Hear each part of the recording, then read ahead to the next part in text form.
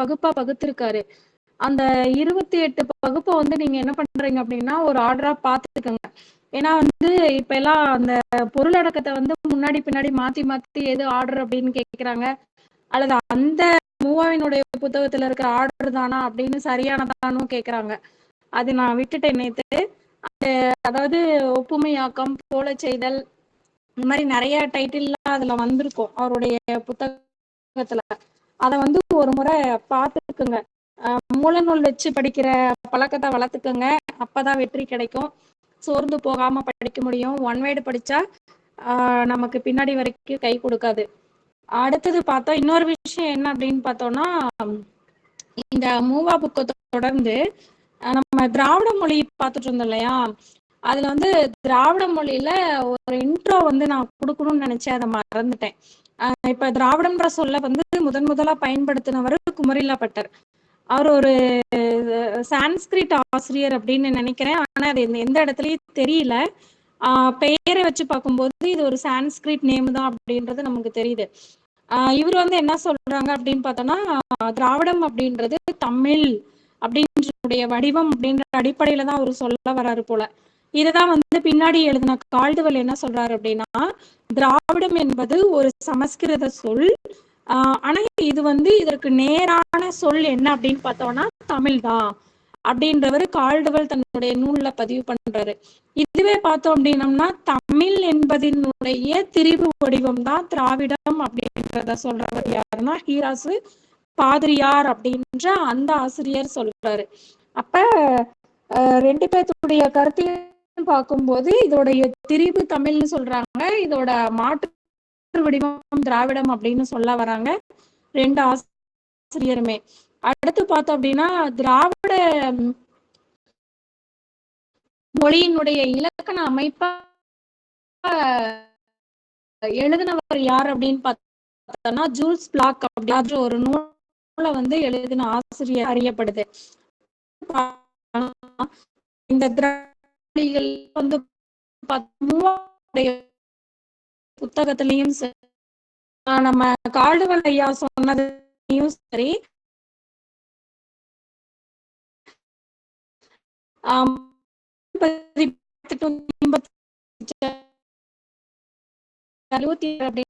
சரி, திருந்திய மொழிகள் திருந்தாத மொழிகள் அப்படின்னு சொல்லிதான் கணக்கு வச்சிருக்காங்க. 6 மொழிகள் திருந்தியவை முன்னாடி வர்ற கோலமீன். ஆனா அதுக்கு அப்புறமா வந்தவங்க தங்களுடைய ஒப்பியல் ஆய்வுல என்ன பண்ணிருக்காங்க அப்படின்னா, மொத்தம் 24 மொழிகள் இருக்கு. இதுல நடுத்திராவிட மொழி நம்ம நேத்து பார்த்தோம் இல்லையா, தெலுங்கு, கோலமீன், ஆக்கி பறிச்சி அந்த வரிசை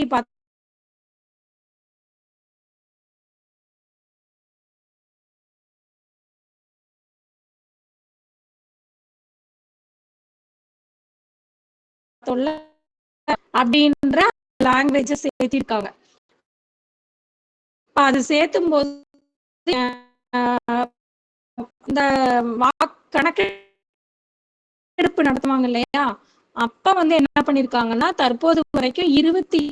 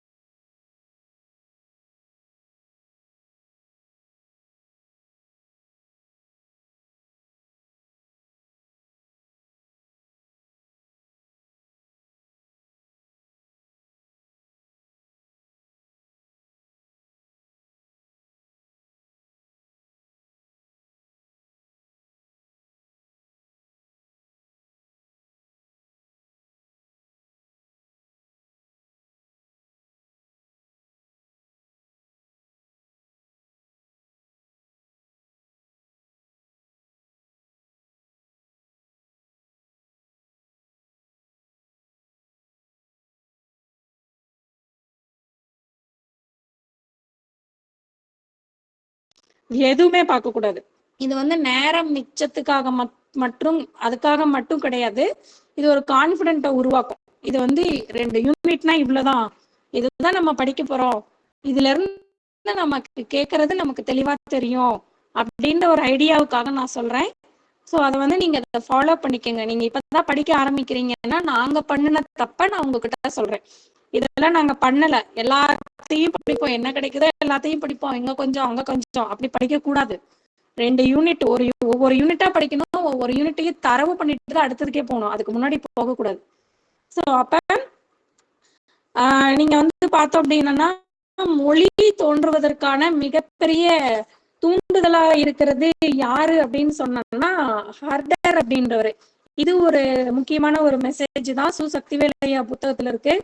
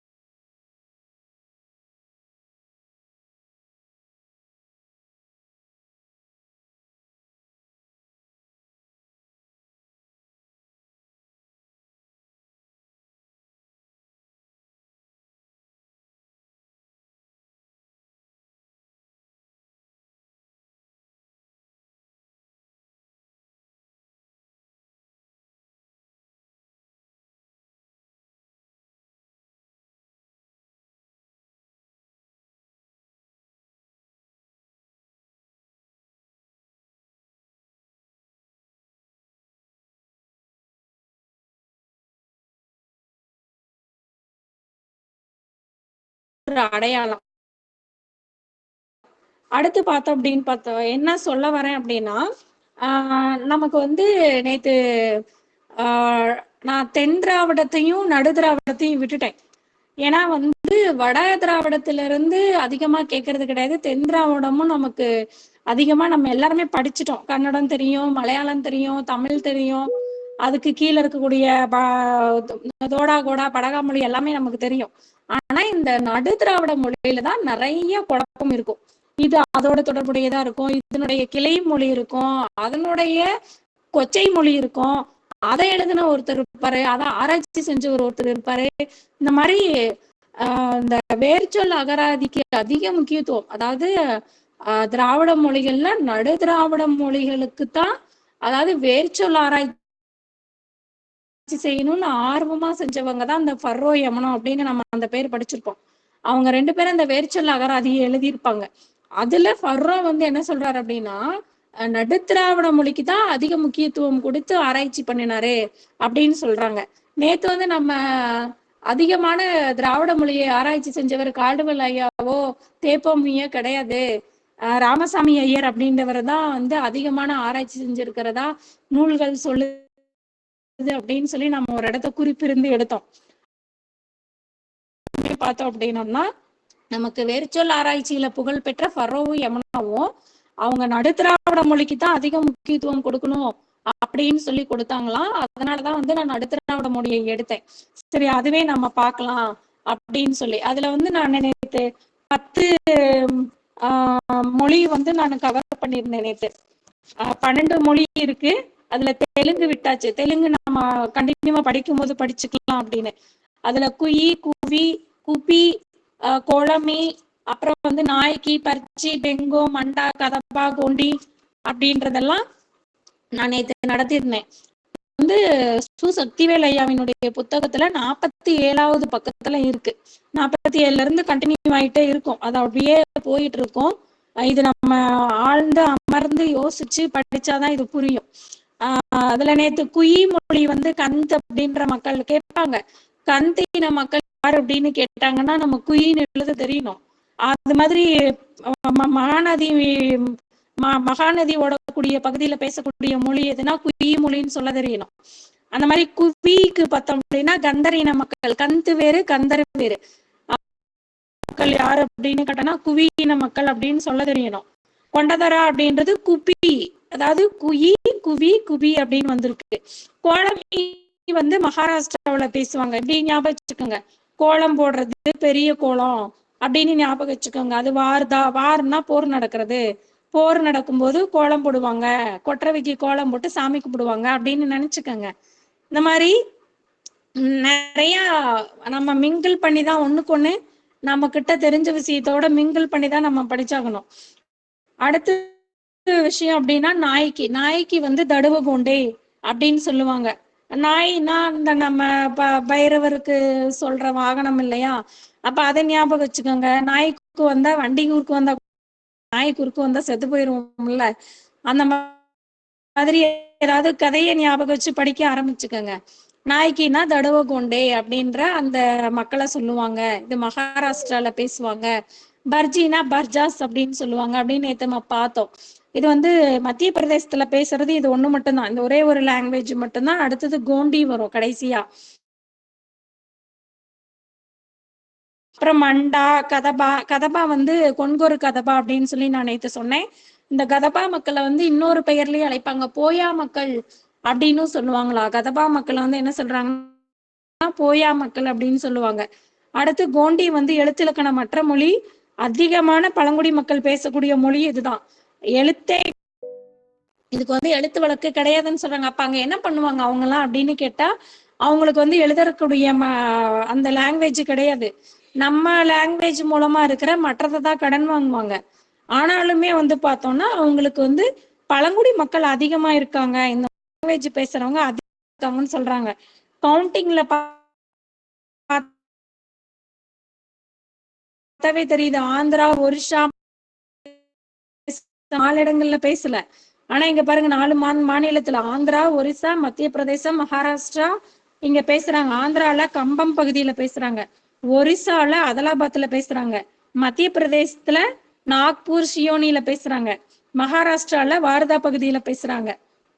இந்த மத்திய பிரதேசம் பார்த்தோம் அப்படின்னா நாக்பூர் சியோனி அப்படின்றது கொஞ்சம் வித்தியாசமான ஒரு பேரா இருக்கு, அதை ஞாபகத்துல வச்சுக்கோங்க. அடுத்து பார்த்தோம்னா இன்னும் 2 இருக்கு இல்லையா, அதாவது இதனுடைய தொடர்ச்சியா கோயா மொழி ஒண்ணு இருக்கு. போயா வேறு கோயா வேறு.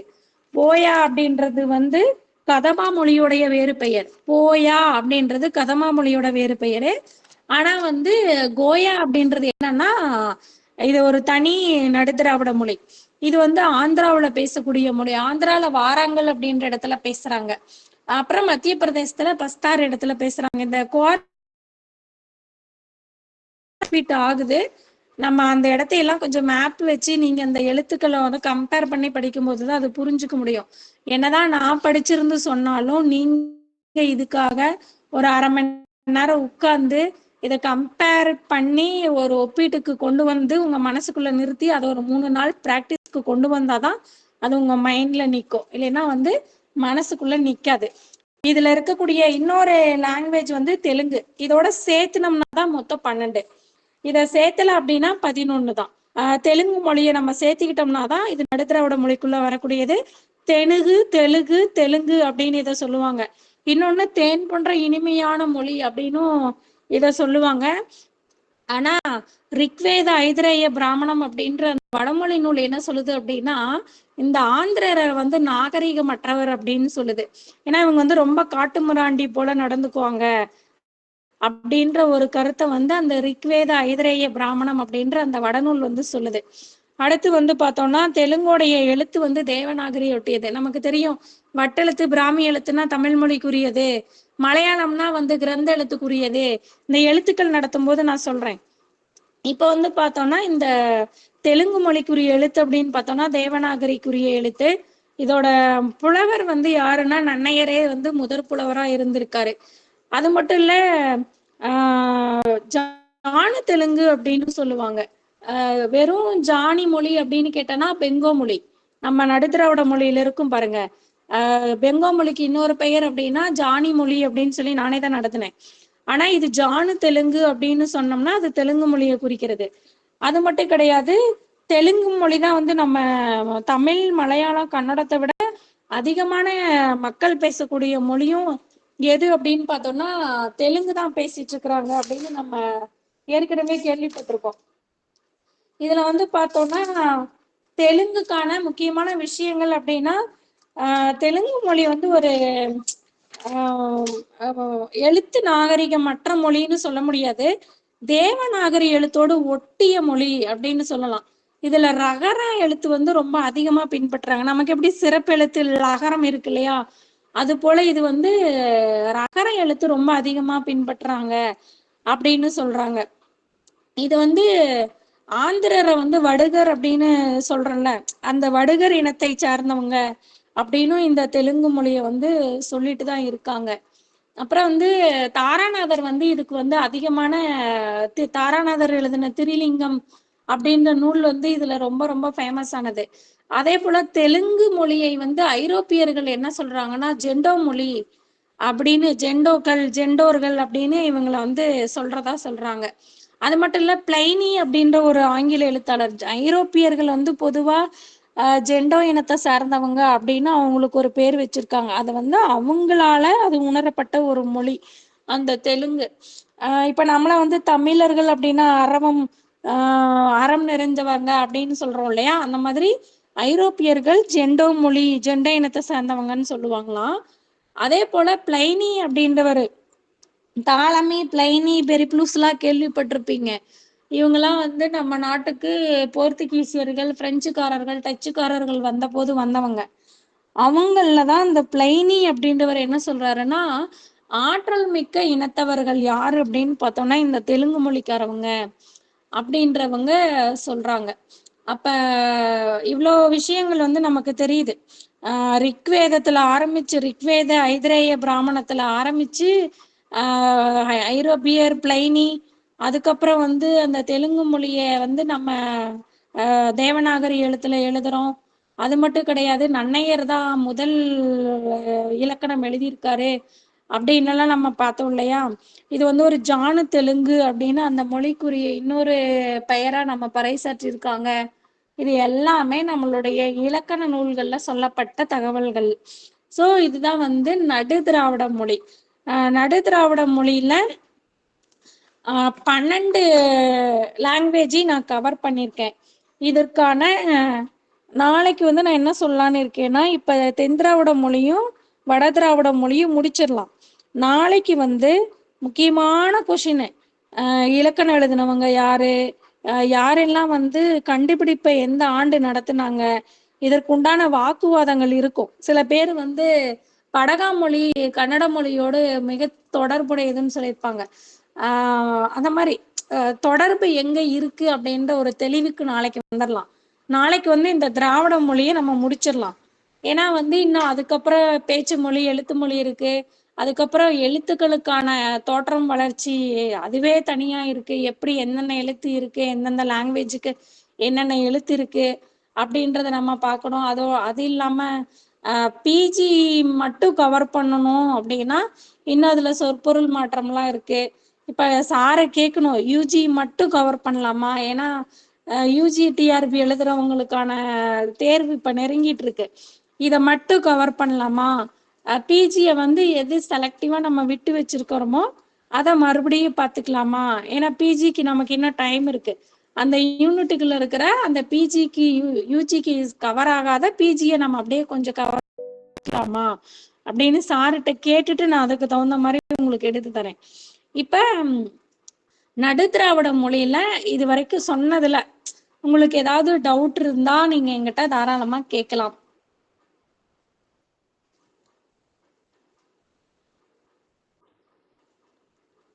கேக்குதுங்களா? கேக்குதுங்களா?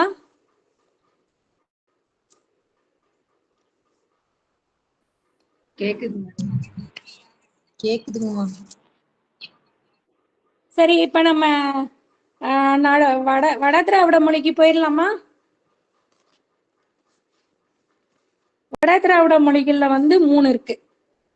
ஏன்னா இதுல 12, அதுல ஒரு 9, இதுல 3 சேர்ந்தா 24 வந்துரும் பாருங்க.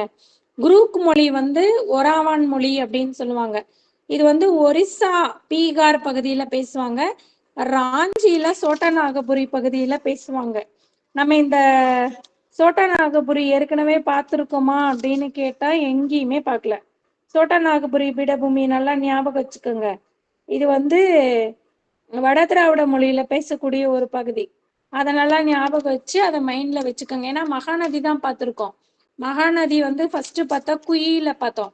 ஆனா இங்க குரூக் வந்து எங்க பேசுறாங்கன்னா பீகார்ல ராஞ்சி சோட்டநாகபுரி பீடபூமியில பேசுறாங்க அதிகமா அப்படின்னு சொல்றாங்க குரூக் மொழி. இதோட வேறு பெயர் தான் ஒராவான் மொழி. இப்ப குரூக்கு கேட்டுட்டு குரூக்கோட மற்றொரு பெயர் என்ன அப்படின்னு கேக்குறாங்க அப்படின்னா ஆப்ஷன்ல நமக்கு வந்து மால்டோ, ஃப்ரகுயி, கோயா, கதப்பா கேக்குறாங்க, சாரி குரூப் கேக்குறாங்க அப்படின்னா நம்ம குரூப் மொழி தான் எழுதணும். அதாவது ஒராவான் அப்படின்றதுதான் அதனுடைய வேறு மொழி. ஒராவானுக்கும் குரூக்குக்கும் தொடர்பு இருக்கு அப்படின்னு நம்ம படிக்கும் போதே அந்த கிளியருக்கு வந்துடணும். மால்டோ மொழி அப்படின்றது பார்த்தோன்னா ராஜ்மஹால் மொழி அப்படின்னு சொல்லுவாங்க. மால்டோ அப்படின்றது ராஜ்மஹால்.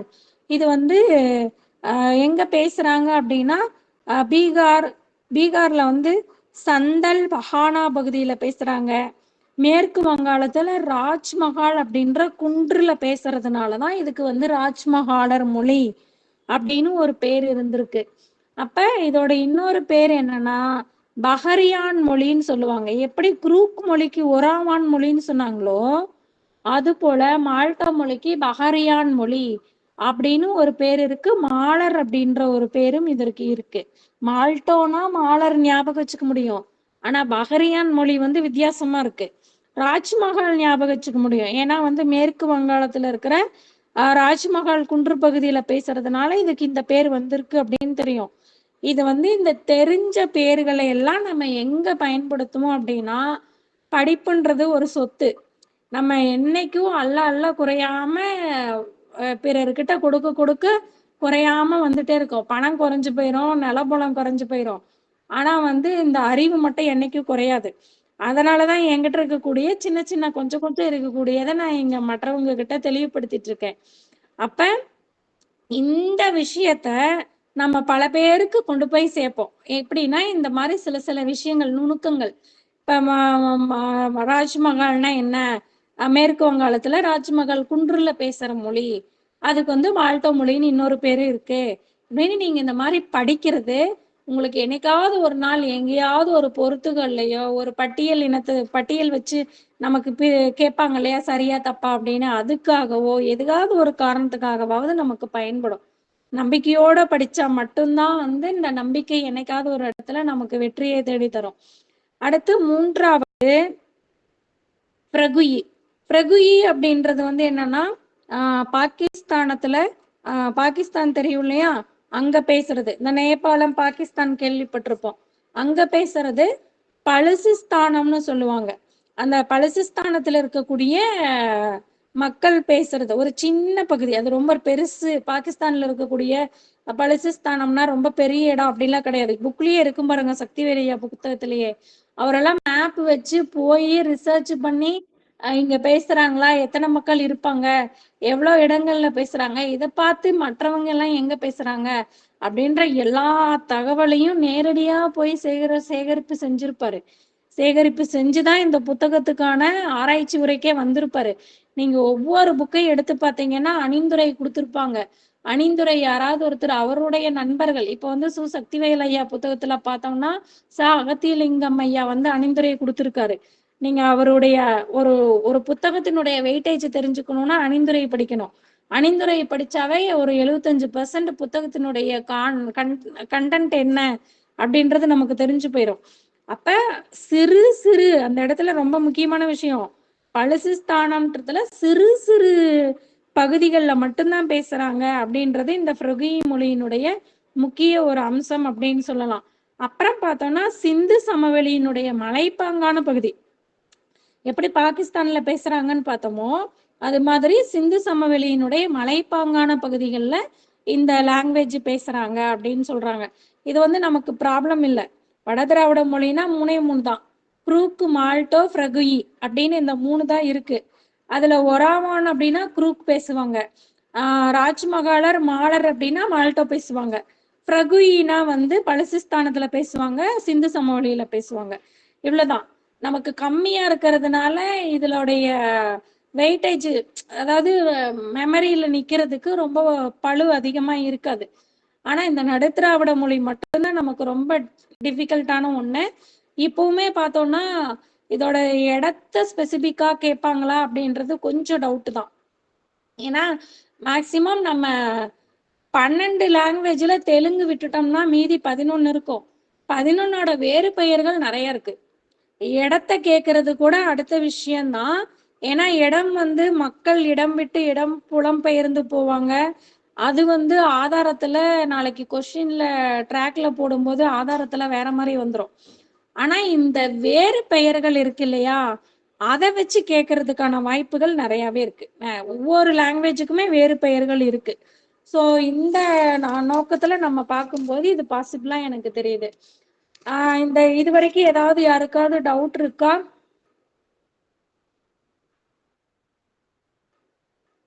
நான் ஒரு கேள்வி கேட்கிறேன். நான் ஒரு கேள்வி கேட்கிறேன். இந்த தனிநிலை, ஒட்டு நிலை, உட்பிணைப்பு நிலை இருக்குல்ல, படிச்சிருக்கீங்களா? அந்த லாங்குவேஜ்ல நம்ம இப்ப திராவிட மொழிகள் பார்த்துட்டு இருக்கோம்ல, இது தனி நிலையா, ஒட்டு நிலையா, உட்பிணைப்பு நிலையா?